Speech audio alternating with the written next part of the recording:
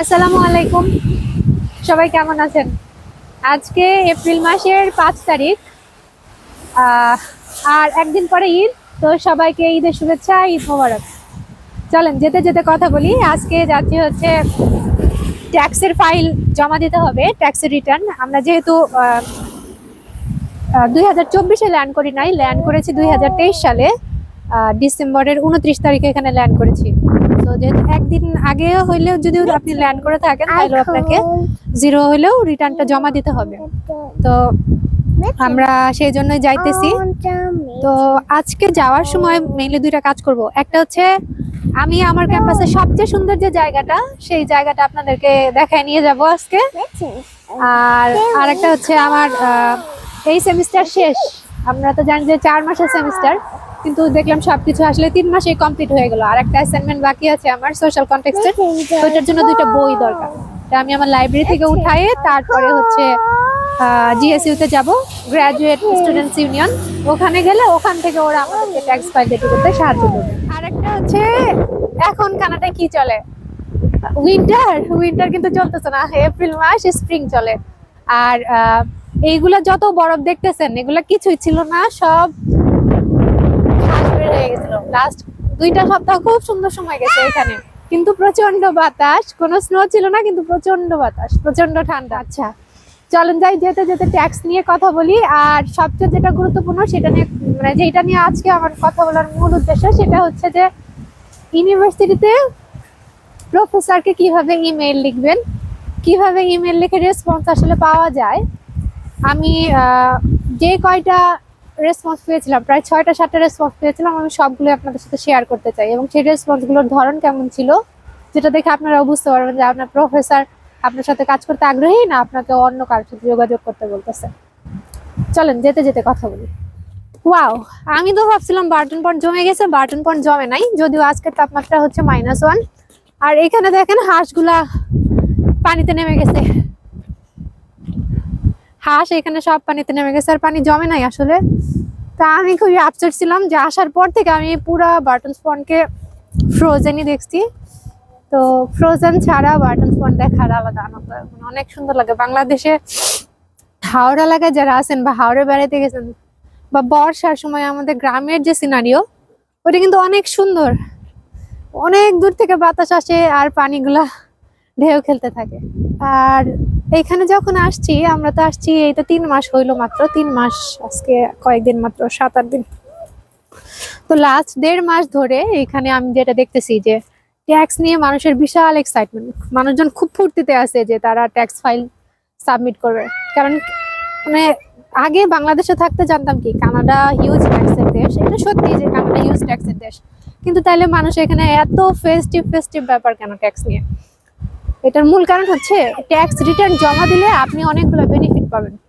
আপনি যে শুধু ট্যাক্স দিচ্ছেন তা না, ট্যাক্স ঠিকঠাক মতো জমা দিলে আপনি এটা রিটার্ন পাবেন, চাইল্ড বেনিফিট পাবেন, আরো কি কি যেন অনেকগুলো বেনিফিট আছে, মানুষ সোশ্যাল বেনিফিট এগুলো আছে। আবার সারা বছর আপনি গ্রোসারি করতেছেন, ট্যাক্স দিতেছেন, সেখান থেকেও আবার টাকা ফেরত পাবেন।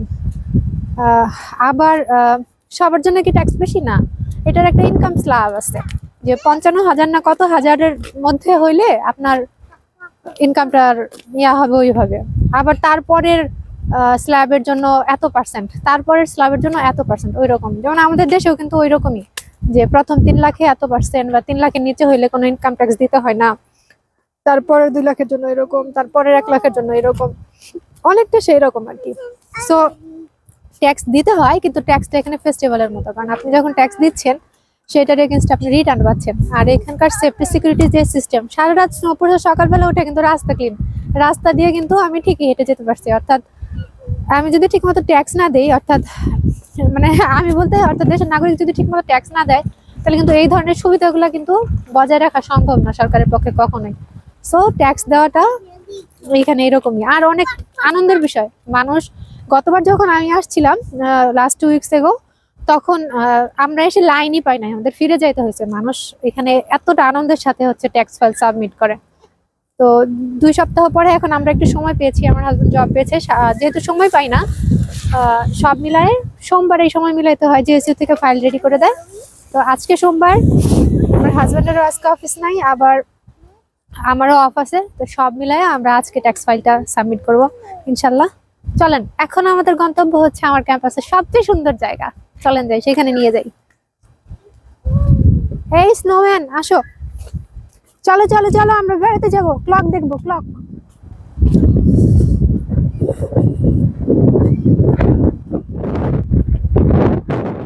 তো প্রফেসরকে ইমেল করার ক্ষেত্রে সবার প্রথমে আমি যেটা করেছিলাম যে ইউনিভার্সিটি সিলেক্ট করেছিলাম।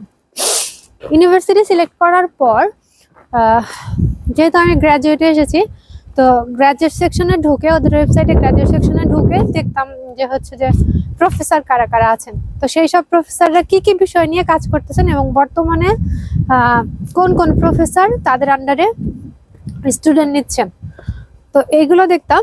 পাশাপাশি হচ্ছে যে যেটা সবচেয়ে জরুরি খেয়াল রাখা, যে আপনার এরিয়া অফ ইন্টারেস্ট, প্রফেসর কাজ করতেছে এই জন্য যে আপনি ওই টপিকটা নিয়ে কাজ করবেন, তাহলে সেটা এরকম হতে পারে যে কয়দিন পরে আপনি আগ্রহ হারিয়ে ফেলবেন বা টপিকটা আপনার জন্য অনেক জটিল হয়ে গেল, আপনি আর সেটা নিয়ে ভালো মতো কাজ করতে পারবেন না।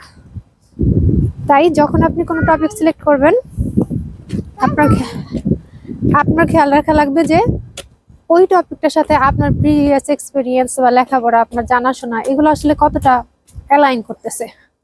আমি ধরলাম যে একজন প্রফেসর পেয়েও গেলেন, তো তারপর মেইলটা আসলে কিভাবে লিখবেন, তো আমি যেটা করেছিলাম করে নিজের পরিচয় দিয়েছিলাম যে আমার নাম কি, আমার আগে গ্রাজুয়েশন করা কিনা, অনার্সে মাস্টার্সে আমার রেজাল্ট। আমি বলার চেষ্টা করেছি যে আমি বাংলাদেশে কি নিয়ে কাজ করতাম, যেহেতু আমার 6 বছর 7 বছরের একটা কাজের 6-7 বছর আমি কি নিয়ে কাজ করেছি এবং সেই কাজ করার সময় আমি কি ধরনের চ্যালেঞ্জ ফেস করেছি এবং সেই জিনিস, সেই প্রিভিয়াস এক্সপিরিয়েন্স আমাকে কিভাবে ভবিষ্যতে কাজ করার জন্য বা থিসিসের জন্য প্রিপেয়ার করেছে, এই জিনিসগুলো আমি এস্টাবলিশ করার চেষ্টা করেছি। প্লাস আমি বলার চেষ্টা করেছি যে এই থিসিসটা আমার জন্য কেন জরুরি, আমার যদি কোনো প্রয়োজন না থাকে তাহলে আমি কেন থিসিসটা করব, তো এটা আমার প্রফেশনাল লাইফে কিভাবে আমাকে হেল্প করবে, আমার দেশের জন্য এটা কিভাবে কাজে লাগে, এই জিনিসটা আমি এস্টাবলিশ করেছি।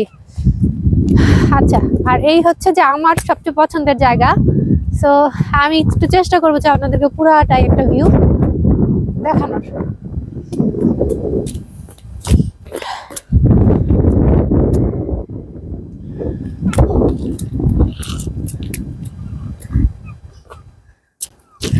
পানি পাড়ায় না আম্মু, এই যে স্নো, এই যে দেখো স্নো, দেখেছো মৈথিলি আম্মা, কাদা পাড়ে না বাবা।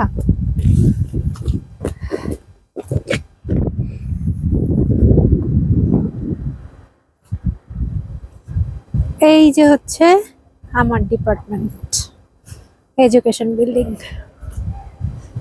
এগুলো বরফ কিচ্ছু ছিল না, কয়দিন আগেও পজিটিভের ঘর টেম্পারেচার ছিল, আজকে হচ্ছে মাইনাস টেম্পারেচার। দেখছেন গাছের অবস্থা।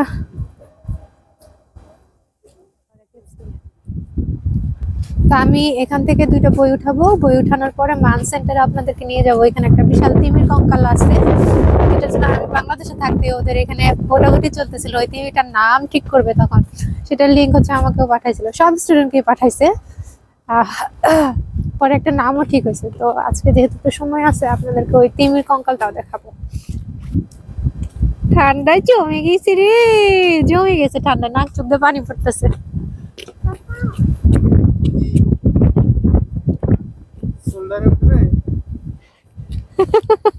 শোল্ডার উঠবে, নিজে নিজে নাম দিছে, ঘাড়ে উঠে বলতে না। সো এই হচ্ছে library.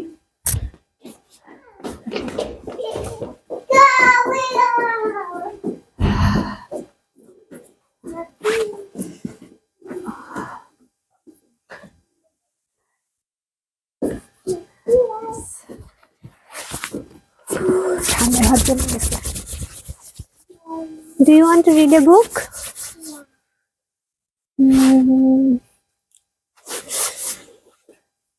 This one? A book? Ocean? ঠান্ডা হাত জমে গেছে। Can I help you? So you can photocopy it or read it or anything like that, but because it's the textbook, yeah.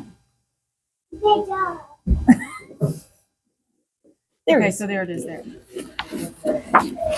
আমরা মৈত্রীর জন্য বই নিতেছি।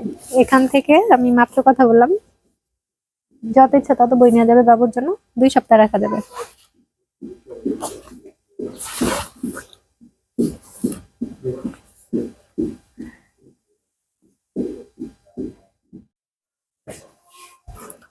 এখন আমরা টানেল ধরে যাব মান সেন্টারে। মান সেন্টারে যাওয়ার আগে যাব হচ্ছে কুইন এলিজাবেথ লাইব্রেরিতে, কারণ ট্যাক্সের জন্য একটা ফর্ম লাগবে, ইউনিভার্সিটি থেকে ফর্মটা নিতে হয়। তো ফর্মটা ওরা আমাকে অনলাইনে দিয়ে দিছে, আমি এখন সেটা শুধু প্রিন্ট করে নিয়ে যাব, এটাই। আর যাওয়ার সময় ওই তিমি মাছের কঙ্কালটা আপনাদেরকে দেখায় নিয়ে যাব। এই হলো লাইব্রেরি, এখান থেকে আমি, হ্যাঁ লাইব্রেরি, হ্যাঁ এখানে আমরা একটা ফর্ম ফটোকপি করব, প্রিন্ট করব, ঠিক আছে।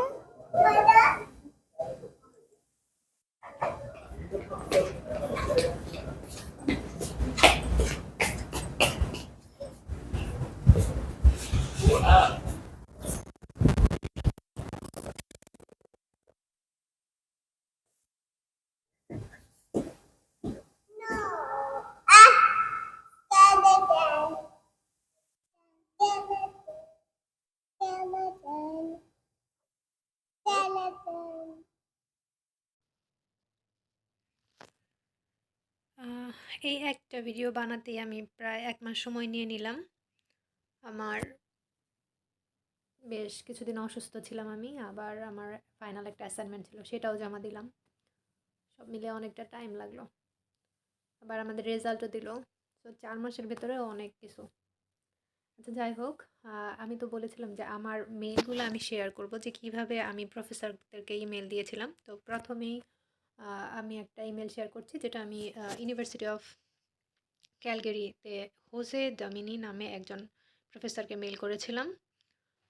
কিভাবে শুরু করেছিলাম, আমি প্রথমেই সাবজেক্টের জায়গায় লিখেছিলাম যে আমি কেন লিখছি, যেমন রিকোয়েস্ট ফর সুপারভিশন, অর্থাৎ সুপারভিশনের জন্য আমি তাকে ইমেল পাঠাইছি, এবং সেটা মেনশন করছি যে এমএসসি না এমএড, তারপরে হচ্ছে কোন সাবজেক্টের জন্য করতেছি, কোন সেমিস্টারের জন্য করতেছি, কোন ইয়ারের জন্য করছি, এগুলো একটা মেনশন করে সাবজেক্টের ঘরে লিখেছি। আর তারপর আমি মেলটা শুরু করেছি কিভাবে, প্রথমে লিখেছি ডিয়ার ডক্টর ডোমিনি, আমি কিন্তু ফুল নেম লিখি নাই, জাস্ট নামের শেষ অংশটুকু দিয়েছি। ওনার নাম হচ্ছে হোজে ডোমিনি, বেশ মাঝখানে আরও কিছু আছে। তো আমি লিখেছি ডিয়ার ডক্টর ডোমিনি। তারপরে শুরুটাই করেছি এরকম যে আশা করতেছি যে আপনি ভালো আছেন, আপনার শরীর স্বাস্থ্য ভালো আছে। তারপরে প্রথম প্যারাই হচ্ছে আমার নিজের পরিচয় দেওয়ার চেষ্টা করছি, যে আমার নাম কি, আমি কোন দেশ থেকে বলতেছি, আমার প্রিভিয়াস এডুকেশন কি, যেমন আমি আইএডে পড়াশোনা করছি বাংলাদেশ থেকে, এগুলো বলছি, কোন সাবজেক্টের উপর পড়াশোনা আছে, মাস্টার্স, রেজাল্ট কি, 1-2 লাইন এগুলো বলার চেষ্টা করছি। তাছাড়া আপনার যদি আরও কোনো এক্সেপশনাল কোনো অ্যাচিভমেন্ট থাকে, ধরেন কোনো ইন্টার্নশিপ বা বাইরে থেকে আরও কোনো মাস্টার্স করছেন বা কিছু, সেগুলো আপনি এই জায়গাটাই মেনশন করবেন। প্লাস হচ্ছে যে আপনার যদি কোনো কাজের এক্সপিরিয়েন্স থাকে, যেমন বাংলাদেশে আপনি কোন ফিল্ডে কাজ করতেছেন, সেগুলো বলতে পারেন। যেমন আমি বলার চেষ্টা করছি যে আমি early childhood development, disability inclusion, এই সমস্ত মানে আমার অফিসে যেসব কাজ আমি সাধারণত করতাম সেগুলো বলার চেষ্টা করছি। তারপরের প্যারাতে এসে আমি হচ্ছে আমার যে ওয়ার্ক এক্সপিরিয়েন্স সেটা একটু ডিটেইলে বলার চেষ্টা করছি, যে আমি কোন প্রতিষ্ঠানে কাজ করি, কত বছর ধরে কাজ করছি, কী জাতীয় কাজগুলো সাধারণত করি, এবং এখানে আমার অ্যাচিভমেন্টগুলো কী কী, সেগুলো বলছি। এবং বলার সময় আমি বলছি যখন এই কাজগুলো আমি করছি, আমার এতগুলো কাজ করার পর আমার মনে হয়েছে যে যদি আমার একটা রিসার্চ এক্সপিরিয়েন্স থাকতো, তাহলে হয়তো আমি এই কাজগুলো আরও ভালোভাবে করতে পারতাম। তো এই জন্য আমি এই সাবজেক্টের উপরে একটা ডিগ্রি নিতে চাই, যেটা কিনা আমার প্রফেশনাল লাইফে আমাকে এগিয়ে যেতে হেল্প করবে। তো এইটা বললাম, বলার পরে তারপরে এস্টাবলিশ করছি যে কেন এই প্রফেসরকে আমি সিলেক্ট করছি। তো তাকে তো বুঝাইতে হবে যে তার সম্পর্কে আমি ঘাটাঘাটি করছি। তো এটা বলার জন্য তো আমি বলার চেষ্টা করছি যে আমি আপনার প্রোফাইল ঘাটছি, আপনার কিছু রিসার্চ পেপার পড়ছি, যদিও এইখানে আমি 2022-এ লিখছি, আর এটা আমার একদম প্রথম ইমেল ছিল। এই ইমেলটা যে কোনো খুব সাউন্ড একটা ইমেল এরকম না, আরও সময় নিয়ে লিখলে আরও সুন্দর করে হয়তো বলা যাইতে পারতো যে আপনার অমুক আর্টিকেলটা আমি পড়ছি, বা অমুক টপিকের উপর আপনি কাজ করছেন। তো সেইখানে পড়ে আমার কাছে মনে হয়েছে, এবং আমারও এরিয়া অফ ইন্টারেস্ট যেহেতু এটা, মনে হয়েছে যে আপনি আমাকে এই বিষয়ে হেল্প করতে পারবেন। তো এইভাবে বলা যেতে পারে। আর তার চেয়েও যেমন আমার যেমন কোনো পাবলিকেশন ছিল না, কিন্তু কিছু রিসার্চ এক্সপিরিয়েন্স ছিল। তো তো আমি যদি এখন এই ইমেলটা লিখতাম তাহলে হয়তো সেগুলো মেনশন করতাম যে এই টাইপের রিসার্চের কাজ আমি করছি। তো আর আপনার যদি কোনো পাবলিকেশনের এক্সপিরিয়েন্স থাকে সেটা অবশ্যই ইমেলের বডিতে মেনশন করেন, কারণ এটা খুব চমৎকার একটা বিষয় যে আপনার একটা পাবলিকেশন আছে সেটা এখানে মেনশন করা।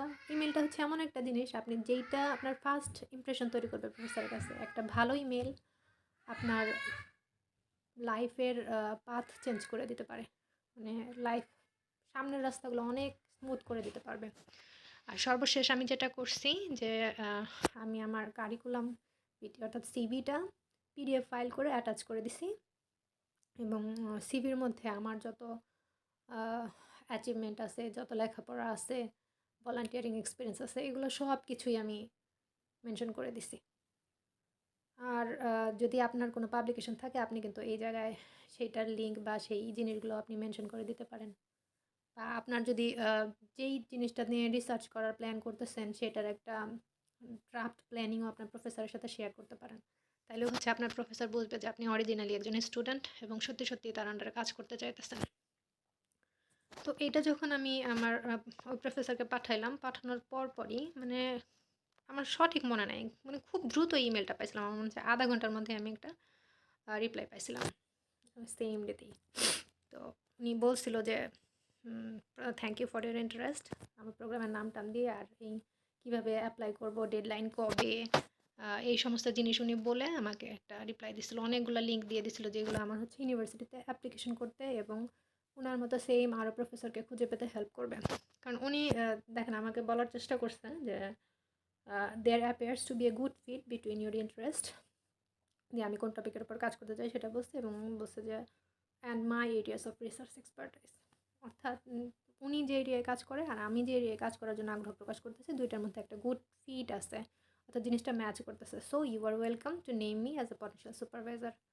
জিনিসটা হচ্ছে এরকম যে আমরা যখন ইউনিভার্সিটিতে অ্যাপ্লাই করি তখন হচ্ছে একজন পটেনশিয়াল সুপারভাইজারের নাম মেনশন করতে হয়।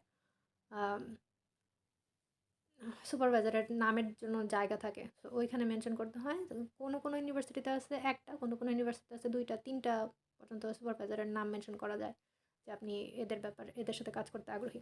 তো আমার সুপারভাইজার মানে ওই সুপারভাইজার তখন আমাকে লিখে পাঠিয়েছিল যে ইমেলেই যে তুমি জাস্ট একজনের ভরসায় বসে থাকো না, আরও কয়েকজন সুপারভাইজারের সাথে কথা বলো, প্রফেসরের সাথে কথা বলো। আর এইটা সুপারভাইজার তার নাম ব্যবহার করার অনুমতি দিচ্ছে মানে এটা না যে তোমার অ্যাডমিশন কনফার্ম, বরং অ্যাডমিশনের ডিসিশনটা সবসময় ইউনিভার্সিটি নিয়ে থাকে। সো যদি ইউনিভার্সিটির কাছ থেকে যদি আমাদের অ্যাডমিশনটা কনফার্ম হয় তাহলে উনি আমাকে সুপারভাইজ করবে। বিষয়টা এইরকম আর কি। এই হলো সেই ইমেল। আর এটা পাওয়ার পরে তো আমি প্রায় খুশি হয়ে গেছিলাম, কারণ সারা জীবন দেখছি যে সবাই নাকি 100 200 300 করে ইমেল পাঠায়, কেউ রিপ্লাই পায় না।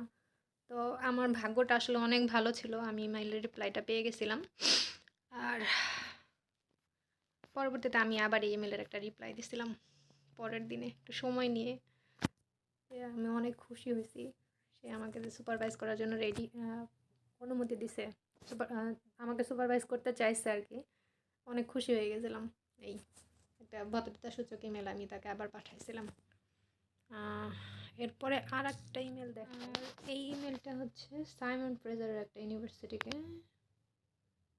আমি লিখছিলাম, ওই সেমভাবে সম্বোধন করছি। তারপরে হচ্ছে সে ভালো আছে এরকম টাইপের একটা কিছু লিখে নিজের কিছু নাম পরিচয় দিছি, নিজের লেখাপড়া বলছি। তারপরে সেম প্যারাতে আমি বলছি যে আমার কাজের এক্সপিরিয়েন্স এবং কী কী অ্যাচিভমেন্ট আছে, প্লাস হচ্ছে যে আমার কেন এই কাজটার জন্য রিসার্চ হলে আরও ভালো হতো, কীভাবে হতো। আর এই ইমেলটা প্রথমে আমি হচ্ছে সেম ইউনিভার্সিটিতে লুসি মিয়ার নামে একজন ইউনিভার্সিটি টিচারকে লিখছিলাম। আমি জানতাম না যে উনি রিটায়ারমেন্টে চলে যাইতেছে। তো উনার কাজের এক্সপিরিয়েন্স অনেক ভালো ছিল, মানে অনেক কাজ করছে উনি রিসার্চের উপরে। পরবর্তীতে উনি হচ্ছে আমাকে এই প্রফেসরকে হচ্ছে রেফারেন্স দিয়েছিলেন যে তুমি ওনাকে অ্যাপ্লাই করো, উনি অনেক ভালো কাজ করতেছে। সো আমি সেটাই বলার চেষ্টা করছি যে ডক্টর লুসি মিয়ার প্রফেসর, ফ্যাকাল্টি অফ আমো। সো উনি হচ্ছে যে আমাকে এনকারেজ করছে যে আমি তোমাকে লিখি, তোমার আন্ডারে কাজ করা, তুমি আমাকে অনেক হেল্প করতে পারবা। সো বইলা আমি আমার সিপিটা অ্যাটাচ করে দিছি। এরপর যেটা হয়েছে ওনার নাম রবার্ট উইলিয়ামসন। ওনার সাথে আমার অনেকগুলো মেইল আদান প্রদান হয়েছে, কিন্তু আমি ভুলে গেছিলাম। কিন্তু উনি অনেক আন্তরিক ছিল এবং ফান্ডিংও দিতে পারবে বলছিল। আচ্ছা, যাই হোক, উনি বলছিল যে dear good day Khadija, thank you for contact me. Just উনি ডিটেইলটা বলছে, আর এই আর কি।